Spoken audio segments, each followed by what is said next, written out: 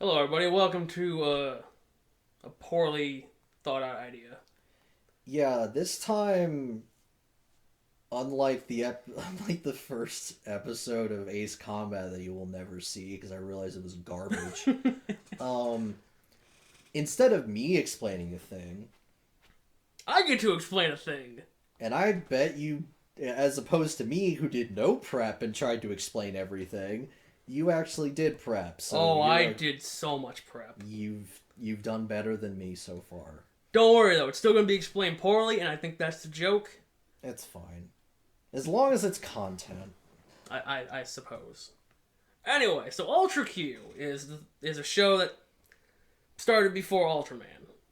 So backstory for some of you guys: we were gonna do Ultraman, but then we were like, "That's really fucking stupid. That's a dumb idea. There was too much of it." Dude, the fact that we even did Godzilla still blows me away.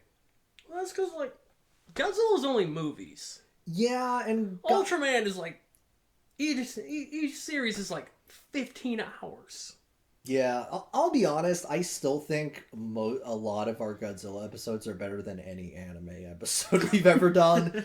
I don't know what it is, but Godzilla was like, maybe it was better because we didn't have to like keep track of like 6 hours worth of content. yeah, because the Power Hour episode. Well, even no, because the Power Hour episode. Well, but then again, we also did movie length, like sections of that. Yeah. So yeah, no, but I personally think that the Cornzilla is some of the best content on our channel.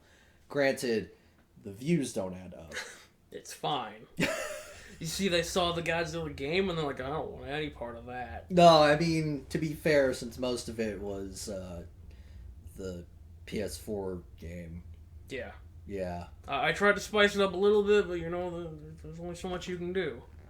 It's I I really feel like if I went all out on making thumbnails like I did for I think only one episode. That wasn't it the Revenge of or Mecha? It was Revenge or Mechagodzilla's Revenge or something of that nature. Revenge of Mechagodzilla. We call it. Was it Terror of Mechagodzilla? No, because that was the first one. Shit. It's in here. It's really not that important. No, it's just. Is it just Godzilla vs. Mechagodzilla? It's Godzilla vs. Mechagodzilla. Or Terror of Mechagodzilla. It's one of those two. Hang on. I'm gonna go diving. Oh, hey, right in front of my Dunsparce. That's nice.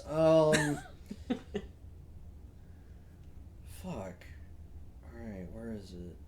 It's gonna be deep, because... Should only be the 16th one. No, what I mean is that I'm looking for the document. Oh. That's the first problem. Oh. I forget. Okay, January 15th was the last time I edited this. So, hashtag fuck Manila. Love it. It's Terror of Mechagodzilla, because I call it Terror of KFC. Okay. But yeah, no. I don't know that episode performed well, but I know a big part of YouTube is making thumbnails that are eye-catching, and I went all out on that fucking thumbnail. But anyway. But yeah, no, so before we decided it was a really dumb idea to do Ultraman, I went out and bought a whole bunch of Ultraman. Because I'm an idiot. Yeah. Yeah.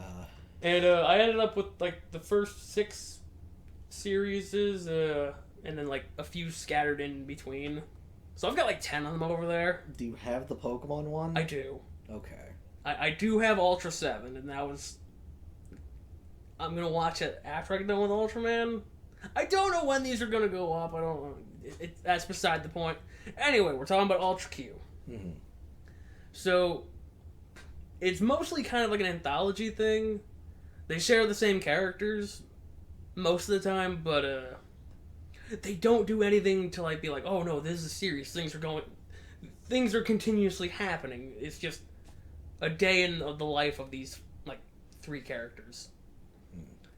So you got the main character. He's June. He's a pilot. jack of all trades. Okay.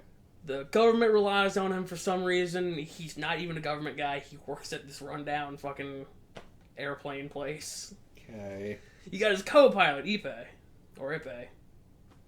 Just, he's there. Okay. Yuriko, she's a reporter. And she typically drags these guys into the mess. Hmm. And then every once in a while, Professor Ichinotani shows up to just be like, yeah, I know everything about the situation. Okay. I don't worry, I've got connections. I'm the smartest man in the room all the time. And those are your four major players. So, episode 1, construction workers find an underground tunnel with a bootleg Godzilla in it. And so they end up hatching an egg to fight it, and then they both die. Okay. So if you've got any questions, go ahead and stop me. What did they hatch? It was a big old bird like phoenix thing that shot acid. Oh god. That's what that was. His name is Litra. Cool. But yeah, no, they don't know. So each Ultraman series comes with a nice little episode guide book with it. Uh-huh. And in the thing, it's like, well, we don't know if Litra was the predator or if Gomez bootleg Godzilla. We don't know which one was the predator. And I'm gonna go with probably Gomez because he's bigger. Why does that matter? They both fought each other and died. Because they've got like a symbiotic relationship sort of thing. Not a symbiotic one, but a relationship. I don't know, man. They were on the tapestry together. Oh, great. An ancient tapestry. Anyway. Okay, so episode 2, Bootleg Kong, also known as Goro. He eats a whole bunch of walnuts and becomes kaiju-sized. His handler gets arrested and Goro goes on a rampage, only to get drugged and then taken to an island with another Bootleg Kong, who also ate up a whole bunch of walnuts. Okay. And that's the episode? That's the episode. These are very short episodes, and by short, I mean like half an hour. Oh my god. They're very long sometimes. Oh god. Like, alright. Glad they solved that one. Well, yeah, they drugged him, they gave him some milk, and then they're like, well, put him on the other island. Now he's got a friend. Okay. Alright, so a capsule from Mars rocket launch is found in the sea containing 2 golden eggs. The eggs are put in a vault and immediately burgled. The burglar tries to take a plane. He gets in a fight with June. He loses one of the eggs in the warehouse, but he gets the plane anyway. And when he wins the fight, he goes and hides in a cave, and the egg that he doesn't lose falls in like some whatever, some hot liquids. Cool. It hatches into a giant fucking slug with laser eyes. It dies when it falls in salt water. Well, alright, well that actually makes sense. The lost egg becomes a pendant that Ipe gives to Yuriko, and then it hatches, and then it promptly dies off screen. Like, the episode ends before they deal with it. Anyway, anyway, the Martians probably did this as a practical joke.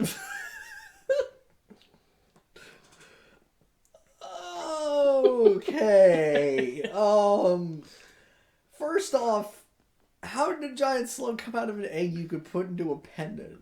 Because the eggs were like quail egg sized. Yeah? And it grew. That's not how eggs work. Whatever. These are Martian eggs. Man. These are like those, okay, what are those called? The eggs that got banned because they had toys in them. Kinder eggs. Except with giant slugs. That's a shitty Kinder egg, man. I don't know, man. Giant slug seems pretty cool. You can ride that to work. It's got laser vision. It's got laser eyes, though. And the second you hit the ocean, it fucking dies. Yeah, it's like a car. Alright, you know what? You're fair enough. Alright, episode 4. Bootleg Violante appears and takes root in an off building. Oh, God. It drinks blood. Great. It's killed. Shop of horrors. It's killed when the defense force shows up and they torch it while June drops carbon dioxide bombs on it. Why would that... Wait, why would carbon dioxide bombs hurt? Because it pins it, it anchors it. Why? Shut up. That's what Ishinotani said. Okay. Alright, it's super winter in Antarctica when Penguilla shows up.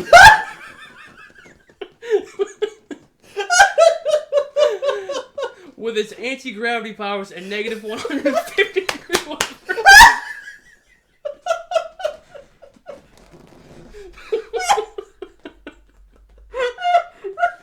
Alright, I want to recap this for a moment. Okay, go ahead. Super winter happens. And a creature known as Penguilla appears with anti-gravity powers.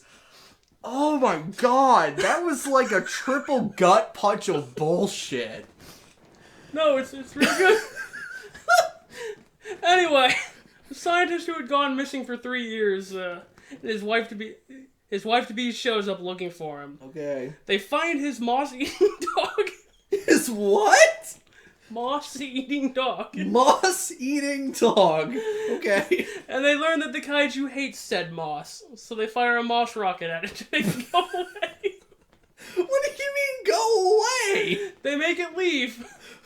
Okay, is that the end? That's the end. What the fuck? These episodes are very unsatisfying because like nothing dies and just leaves. Fucking Penguilla. I can't deal with that fucking name, dude. Oh. I'm sorry, it's not Penguilla, it's Pegwheela. Oh, I still love penguins. It's Antarctica. Of course there's penguins. Oh no, the monster penguin. Is it even a penguin? No. Damn. I mean, it's a bird of some sort. Oh, damn. I was hoping for a giant penguin that just made shit float.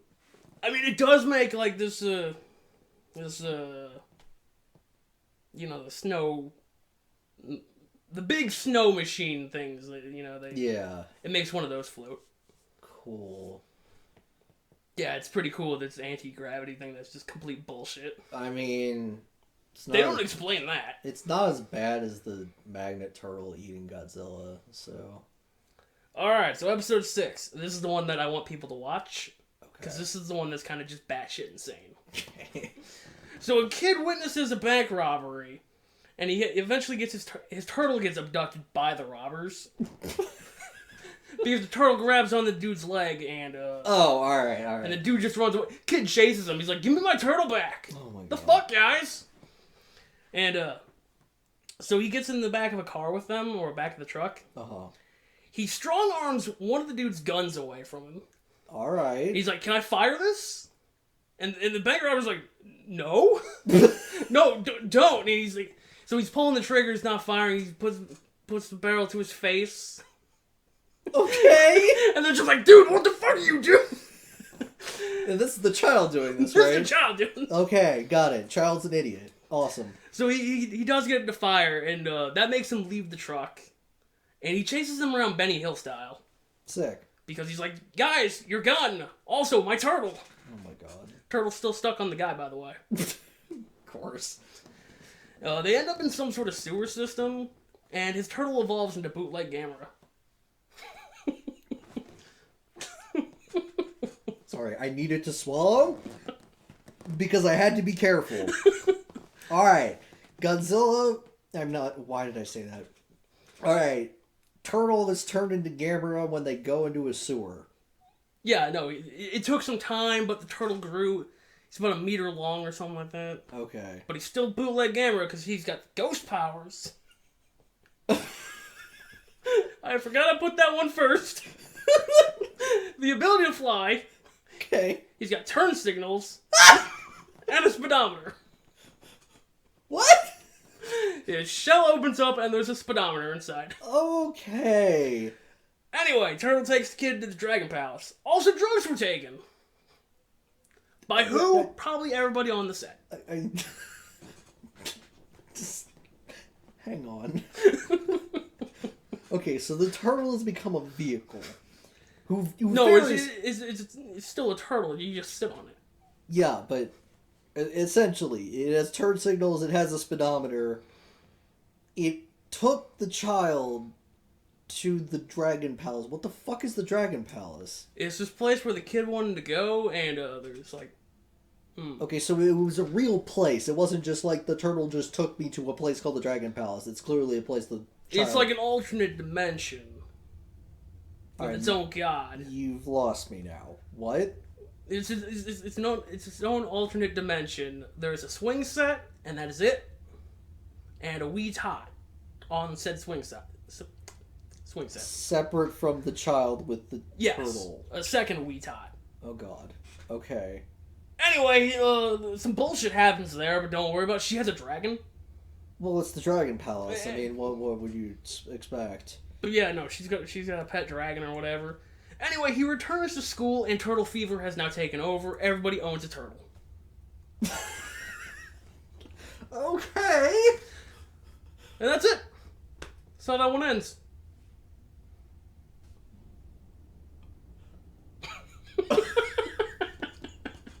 You're looking around like you're confused. I don't know why. I thought that was pretty succinct. I mean, you explained everything, and I feel like you skipped over the shit that didn't matter, so everything that did matter added up to essentially nothing. Welcome to Ultra Q. Oh, God. Alright. Alright, episode 7. This one's a good one. Tarzan fights a giant rock monster that makes Godzilla sounds. Mount Fuji starts to erupt. Tarzan then kills the monster by climbing inside and shooting it with a gun. Okay. That's about it. Alright. No, it's great. The dude looks pretty good for a Tarzan. Like, I think he's clean shaved and everything. God. Went missing as a kid, whatever. Mm-hmm. Alright, in a fit of jealous rage, a scientist feeds his mole honey jelly and it grows into a kaiju.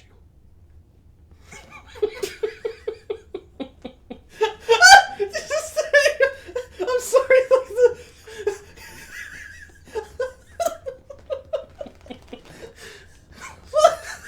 What you just told me is sinking in. That's why I'm dying more and more as I'm like I'm trying to build up the ability to ask the question.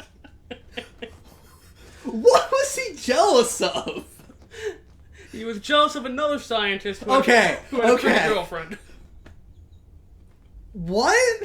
Why did he think feeding a mole rat some special jelly was gonna help him get a girl?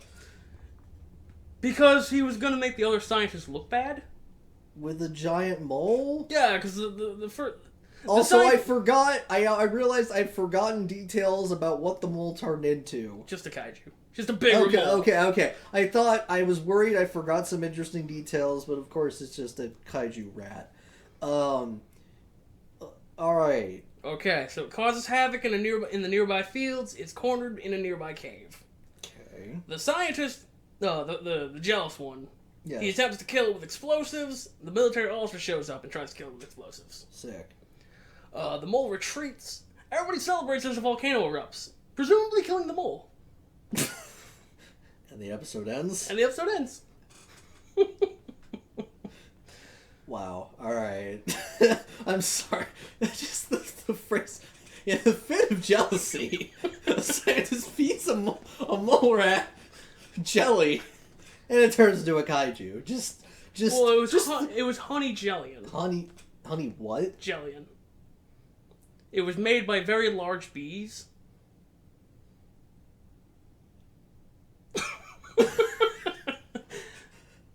Okay. I assume if anything else ate this jellion, they would also become huge? I think so. I think that's how Ippei tries to eat it, and he gets his hand slapped for trying to do that. I'm like, nice. Hey, don't do that. Look at this bee. Look how big this bee is. You don't want to be that. Oh my god. Okay. Okay, the gang is returning from a night party. They end up lost in a swamp. They find an abandoned mansion, and they decide to wait there because 2 of the party members took a dip in the swamp, and one of them's like fucking dying now. Because, I don't know, I guess fucking whatever. Anyway, the mansion seems to be owned by a man who may or may not have had a spider fetish. Oh, fun. Because there are a lot of spiders. Huh. Two large spiders attack the gang. One's killed by some fancy knife work, and the other is run over by a car. Okay. Then the mansion burns down because, the last residents died. Which were the spiders.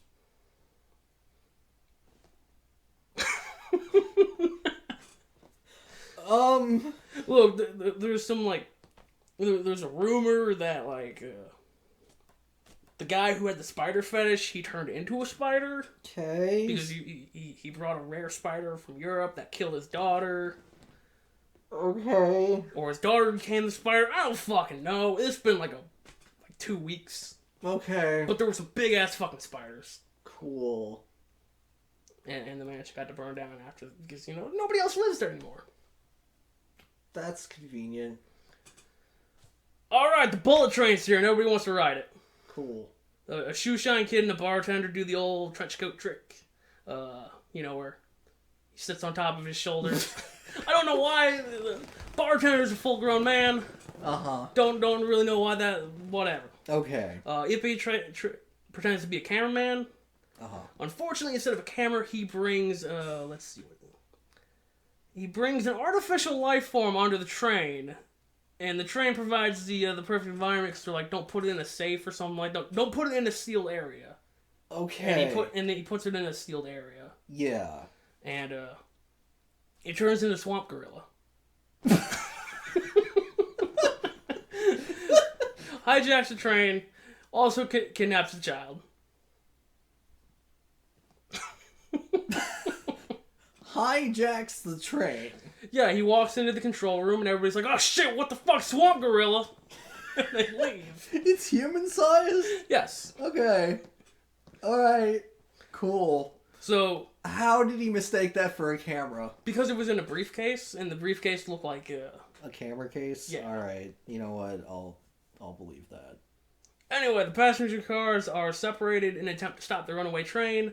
There's a buffer system at the end of it, and when the train smashes into it, it launches the child and Swamp Gorilla into space. The Swamp Gorilla claims to be Seagull, and then they both die, presumably in a horrible death.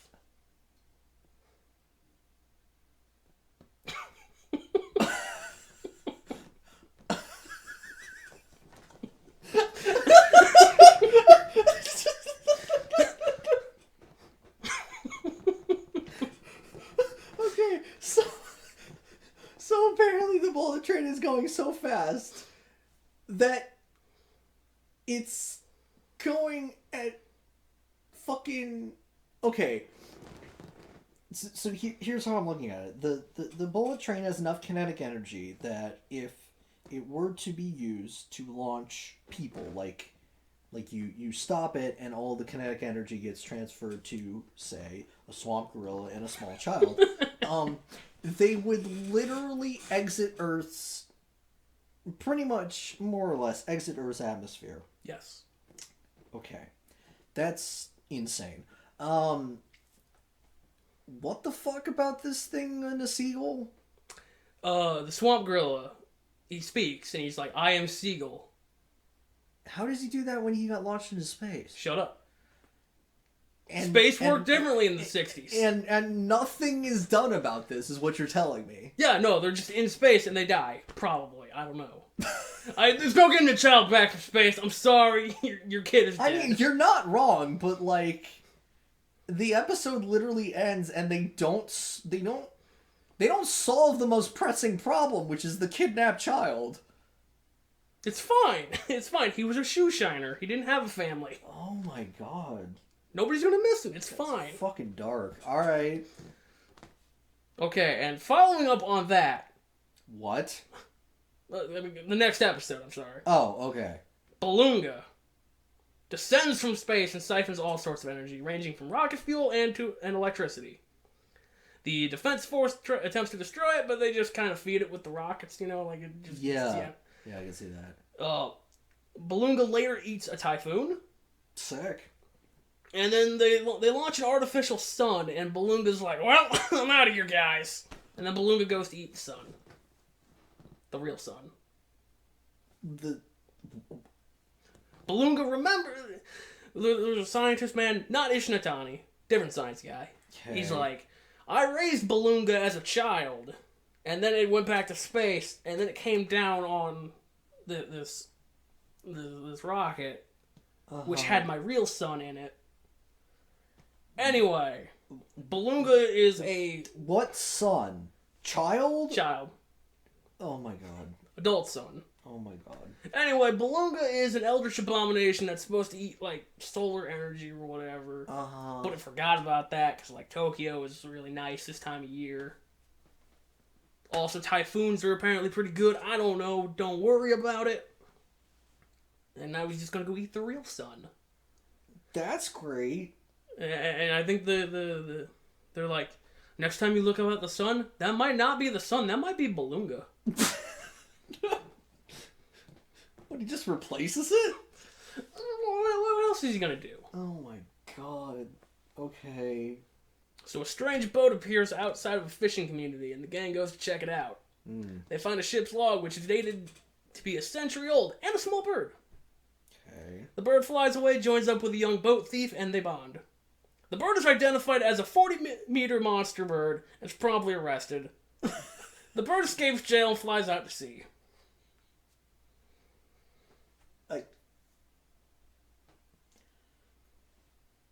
I thought they found a small bird. Yeah, it was a small bird. Why was it identified as a 40-meter... Because it turns into a 40-meter fucking bird. Why was that known beforehand? Because Ishinatani has a book on it. And you don't question Ishinatani. Okay, so then they arrest said bird. Yes. And then it escapes because it's a fucking bird. I assume they didn't put it in a bird cage. Even No, if they did. No, they put it in a bird cage and then they put it in a jail cell. And then the bird was like, nah, fuck this noise. Well, yeah, it could turn into a giant bird. I was gonna say, it could turn into a 40... Like, why the fuck would you think that would work? Look, the police were different back in the 60s. Alright, let's move on. This is fucking... my brain is rotting. We're only like halfway through. I know. A meteorite is discovered in the mountains and the gang is dispatched to look for clues. While the initial site... I'm sorry, like... Why them? Because they're the most important people in Japan. Cool, alright. While they're at the initial site, another meteor crash lands and blows up this dam. Ooh. And a kaiju appears out of the... And the first meteorite is assumed to be its brain, I guess. Anyway, Yurika puts a cover on the first meteorite, and the kaiju dies. This was probably the work of Martians. Okay, hold on. You see, the first meteorite, like, sends out, like, waves. Yeah, I get that, but, like...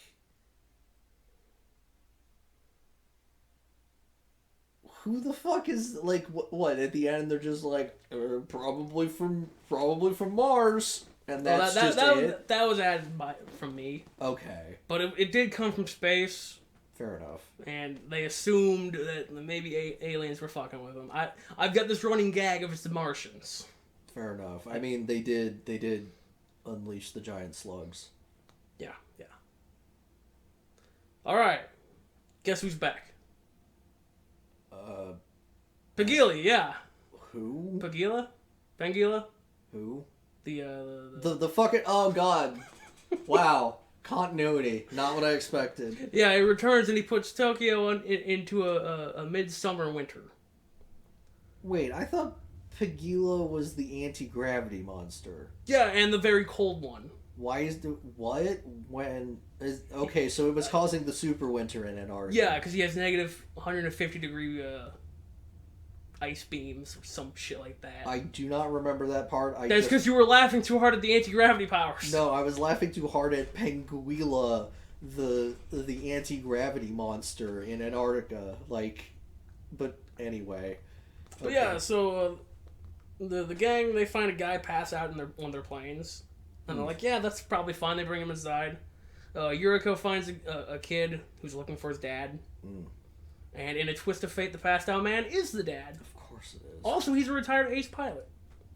Cool. He sees his son, and he's like, well, I guess I'm going to go find the moss that they used to repel Pagila the first time. Uh-huh. And he does that. And then he turns into a box. He died. He flew his plane right into Pagila, turned into a box, and died, and they put his kid on the train with his box. It's fine. Alright. Cool. Okay, so there's this kid, he's obsessed with money. He finds a cocoon, you shake it sounds like there's money inside. It turns into a giant peanut, and he gets sucked in. So he's reaching in there, he's pulling out coins, he's like, oh man, there's a lot of them. When he emerges, he's become Canagon, a creature that eats money to survive. That's stupid. He's got a little counter on his chest. It tells you how many coins he's got in him. Oh my god. And if it hits zero, he dies. His friends try to help him to revert back to being normal by turning to religion and teaching him circus tricks.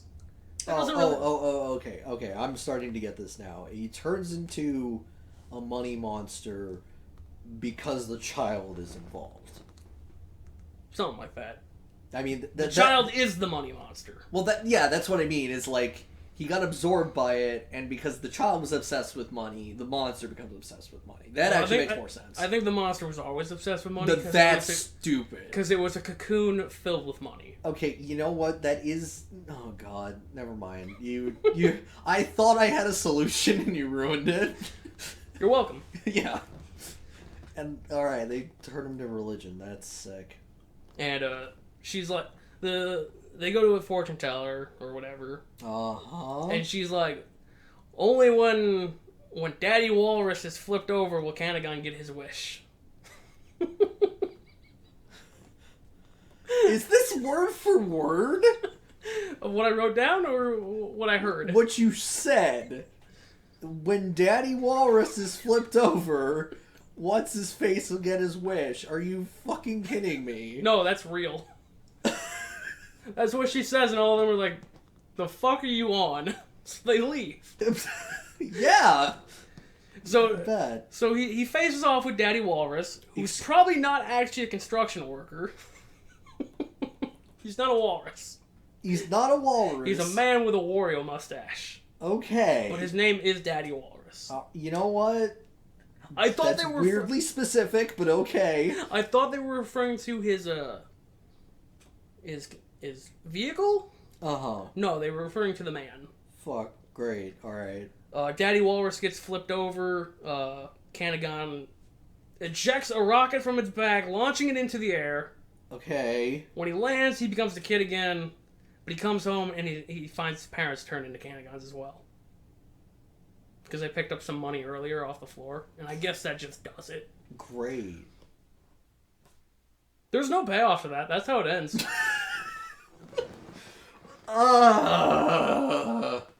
Okay. Okay, so you know the meteorite brain from episode 13, the one that controlled the damn monster or whatever? Yes. It gets burgled. Sick. And it causes a swarm of meteors carrying giant monsters to head to Tokyo. Uh-huh. The thief hitchhikes out of town, and then he eventually just steals the truck that he's hitchhiking in. Okay. Alright. The gang follows the radio waves to the brain. They manage to recover it, but then the UFO appears. It roasts the thief. The thief was an alien because they roast him because he failed his mission. And then they wrap up the brain again, killing the monsters yet again. They put it in like a little like a blanket. Okay. Alright. I'm getting this vibe of like the Japanese watch Twilight Zone and we're like, we can do that but with giant monsters. And it's like, yeah, I guess. And whoever was writing had like half the IQ of the Twilight Zone writers. Yeah, no, that was the feeling that I was getting the whole time. Like, this is just Japanese Twilight Zone. Except weird. I mean, Twilight Zone's weird, but like intelligent. And you got to keep in mind, I'm also I'm keeping some of the non-important bits, and I'm kind of throwing out some of the more important bits. Like, there's a lot of bullshit. This is poorly explained. Fair. That's the whole plot. Fair, but like, I'm pretty sure you saw stupid Yeah, you can explain, like, man sees gorilla on a plane. Or the irony of all I want is books, but I wear glasses. Oh, I wonder what will happen. But, like, there's a theme to that. I don't know what the theme is when a child turns into a money monster and then comes home to find his parents turned into them, too. Don't be greedy. That's the thing. That's a really stupid way to do that. Don't mess with Daddy Walrus. Fucking Daddy Walrus. Anyway. Okay, so, things are too crowded down on Earth, so they're like, we're gonna downsize with this thing called the 1/8 Project. Okay. Which is, hang on, what do you think the 1/8 is? They're gonna kill 1/8 of the population or, like, send them into space. God, I wish. No, it's even stupider. They're gonna shrink people down to 1/8 their size. That doesn't... No! You know what? No, that would technically solve the problem in a way. Okay, alright, continue, please. I need this. So, Yuriko gets shrunken, and, June and Ippei come looking for her, and they're the kaijus now. Sick. And, it might just be a fever dream. Okay. That's how the episode ends. They find her, and then she wakes up in the hospital. And she's like, oh no, you guys got shrunk too, it's all fine now. And they're just like, oh, go get the doctor. Oh. Yeah, I thought there was going to be more to that episode, but there's really not. Alright. So while they're transporting a uranium orb, Pagos attacks and the orb tumbles down a mountain. Who? Pagos. Who is that? A monster that eats uranium. That's all I got. I don't remember. Alright, I didn't know if it was a recurring character, but okay. No, he's just a kaiju. Cool. Anyway, a group of kids go searching for it, and they find it, and they believe it's the rainbow's egg, which is some folklore that, like, you find bamboo shoots that have flowers, and then you find the rainbow egg, and they're told something good happens, but the lore is actually something bad happens. Oh, wow. And,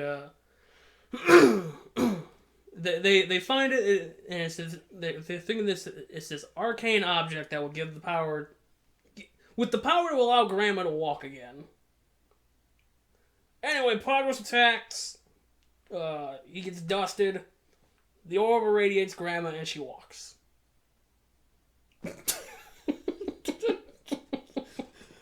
Okay.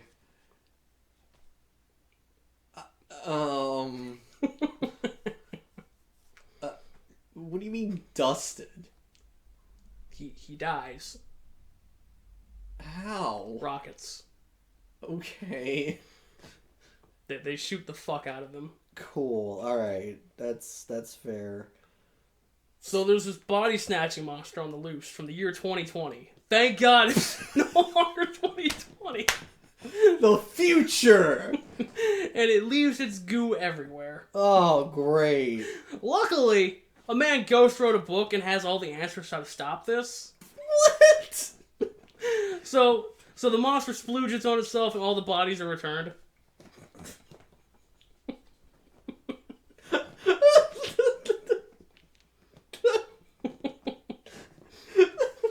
Whatever, man. Like, oh, God. Okay, so an underwater volcano erupts, signaling this island's demise. Because, plates shifting and all that. Anyway. Meanwhile, an egg is retrieved by the fisherman. It's examined by a professor. Not Ishinatani, different professor. Cool. The egg's parent, Raygon, appears, and it just kind of meanders around the island. Oh. Kind of just being a jerk. Alright. Anyway, they get reunited, and then the island sinks. Alright. Wow. Also, they throw Raygon off a cliff, and it's the funniest shit, because it's like a bodysuit or whatever. And it just bounces off the cliff before getting into the water. It's so good. That's great. Alright. Okay, so an alien warns the gang about Bostang, a monster stingray. Cool. Bostang gets blown the fuck up.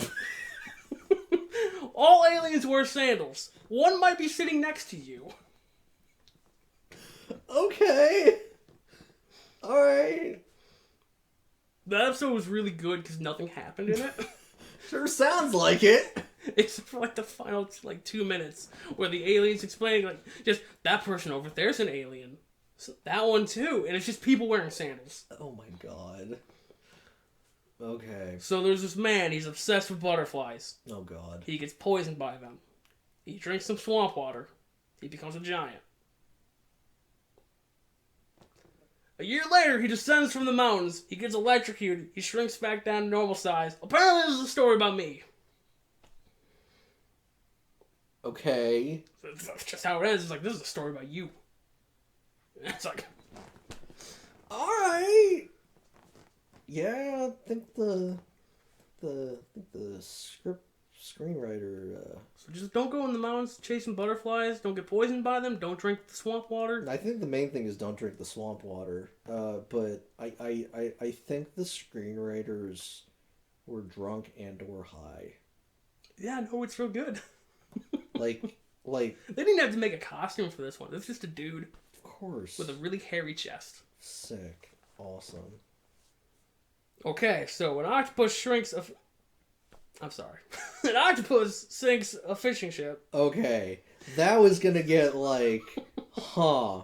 Alright. And the lone survivor vows revenge. The locals don't like him. They attempt to burn him at the stake. The octopus makes landfall, disrupts the festivities. Everyone throws spears at the octopus, and the octopus dies of shame. Okay. Art thieves steal a statue containing a laser snail.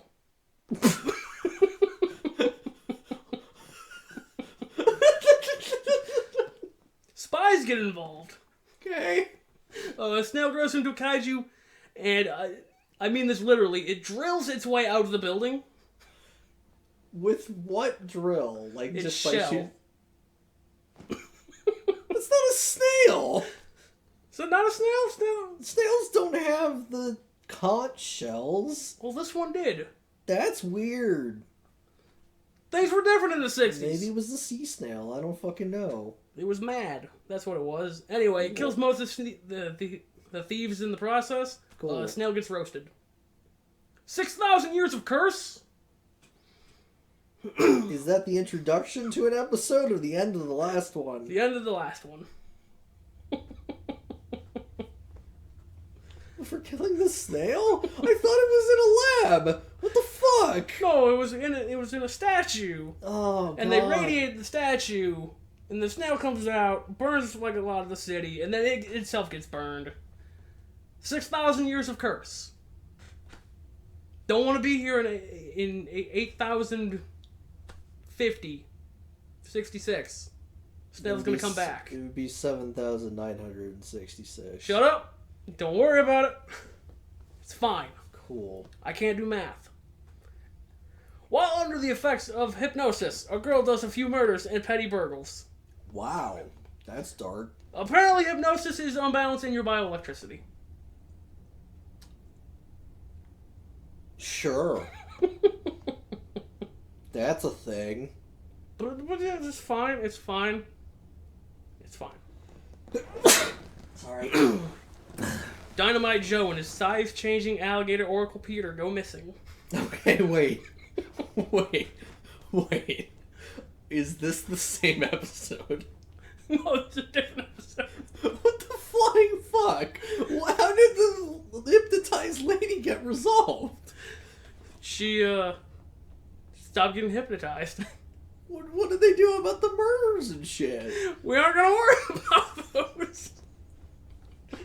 Alright, now repeat to me what the fuck you just said before I interrupted.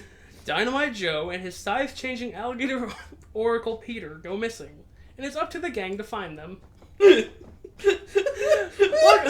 Luckily, they do. Joe works as a clown now because he's afraid of losing the upcoming championship fight. Peter told him he was going to lose. Dynamite Joe's a... He's a boxer. Okay. I probably should have put that in the Yeah, notes. no, that... But this is why you're here, to ask questions. Yes. Okay. So, and that's the end? No. Peter goes missing after becoming building sized, and then Joe returns to probably lose at the championship. See, there's like a forest fire, and Peter gets really big. Okay, so Peter changes based on his body temperature, so if he's cold, he's small. Uh-huh. And if he's hot, he's big. Cool. And there's a forest fire, and Peter's in there. Uh-huh. So he gets really big, and then there's a big-ass explosion, Peter's just fucking gone. I also miss Peter.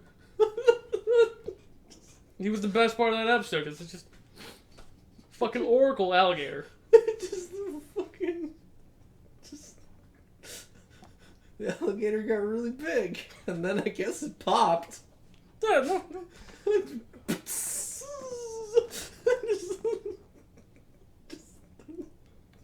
I'm just imagining Peter as an alligator, but he's like a balloon animal.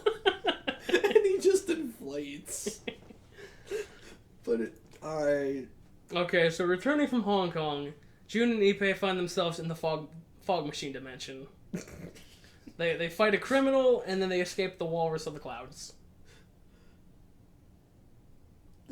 They're on a hypersonic plane. Okay. And they get sent to the fog dimension. Uh-huh. There's marbles that look like diamonds that look like marbles. Cool. The criminal attempts to do a murder, gets thwarted, and a giant fucking walrus in the clouds. And then they leave. God, I love fucking just... And then it was unresolved, and we all just went back to our normal lives. And then finally, so there's this spirit train that this guy writes about. Spirit what? Train. Train. Like a choo-choo. Oh god, okay. And it takes you wherever you want to be, provided that place is not here. Fair. And it becomes real, and now he lives in an alternate dimension. There's this guy who wants to get on the train, but then he gets off the train, and he's like, no, put me back on the train. My wife sucks. My wife sucks? Yeah, my wife is a bad person. She makes fun of me. My boss also hates me. Let me back on the train. So the man got off the train. Mid-flight, yes. And he somehow ended up with a wife and a job. No, he had those. He got on the train originally because he hated those. Okay, I thought he got off... You told me he got off the train. He returns to those, and then he's like, wow, this place really does suck. I'm leaving. Oh, okay. Alright. Except I don't think he gets to get back on the train, but like he shakes his fist at the flying train. Damn you. Spirit train. Yeah, and the guy who writes about it, like, he sends his manuscripts through the mail somehow still. I don't know. That's actually pretty normal. He's been missing for like a year and a half. That's... Went out to get smokes. Less normal. But yeah, no. So that was Ultra Q. It was originally called the Unbalanced Zone.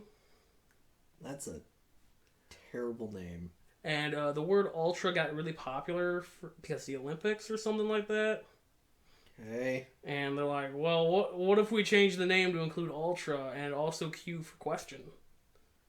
Something that, you know, people should be doing about us writing this. if that's what my quick glance at the supplementary material gave me. Okay. But yeah, no... It was a time. Uh-huh. There were a lot of times I'm just looking at the I'm going, what? You want to run that one by me again, Chief? It was good. Sort of. Not really. I mean... 6 out of 10, probably. Yeah, I'm... Some of the special effects were very nice, though. Okay. Surprisingly good sometimes. Sometimes they were really bad, like the first episode when they fight. They got the camera looking at like the clouds, and you can occasionally see the wing flapping around. Oh God! To symbolize the fight that's going on. Wow. All right. Yeah, that's just a waste. Like, unless they just like couldn't make the fight look good. But well, one of the suits was a puppet, so. Oh yeah. So that's why they just have it like flailing around. That's fair. But Jesus Christ. Like, I mean, I'm glad I died laughing a few times. That's always a good sign. This feels like it has Godzilla's insanity, but like condensed. Yeah. Into like, oh, I don't know. Honey gelin or whatever, like a goo or a paste, and they didn't. It just sounds like they didn't dilute it. It was just utter bullshit. Yeah, and, yeah, but it was mostly utter bullshit over the course of 30 minutes, and not like 2 sentences.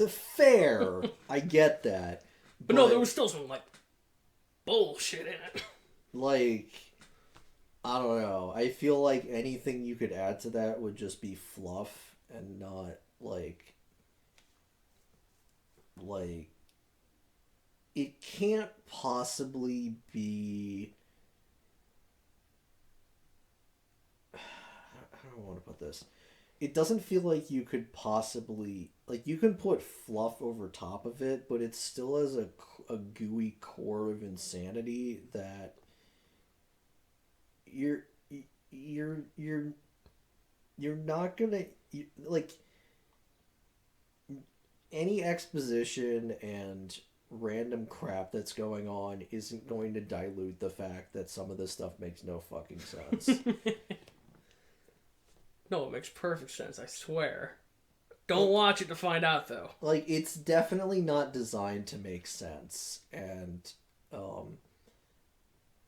I feel like I get that occasionally when, like, I would get that occasionally when, like, Godzilla shit would happen, but a Godzilla would usually have the problem where it's like, yeah, this doesn't make sense, but it has to be used in a way that makes some form of sense because we have to reach a conclusion. Whereas, yeah, no, there were several episodes that did not get to that point. Yeah, they're like, whoever was making Godzilla films knew that it has to end. And it has to end in a way that people understand that it ends. Now, granted, there were some times where Godzilla walked off into the distance having destroyed an entire city, and a bunch of people are standing on top of a building talking about how Godzilla protects us all. But that was still an ending. It was just completely detached from the reality of the situation that was going on around it. You're telling me shit where it's like nothing was resolved. This ending is completely unsatisfying. It feels like the ending to Saga, fucking Zombieland Saga, where it's like, what do I do with this? There's nothing to do. I'm just left like, you didn't fix anything. And then the next episode is like, just pretending like none of that ever happened. Yeah. There's only 2 instances of consistency. That's Pegila and the fucking brain monster. That's weird. Those are weird choices. Well, I mean, the brain monster comes back. He gets reused in Ultraman. Oh, fun. And, he sucks. Oh, I bet. I hate looking at him. I don't know if Pegila comes back. I'm sure it does. I'm sure it's gonna get its ass beaten in Ultraman at some point, but, like... Yeah. Alright. Well, thanks for joining us for Ultra Q. Like I said, I don't know when the Ultraman Poorly Explained is going to go up. When I get done with it, I guess. Whenever that may be. Alright, see you guys later.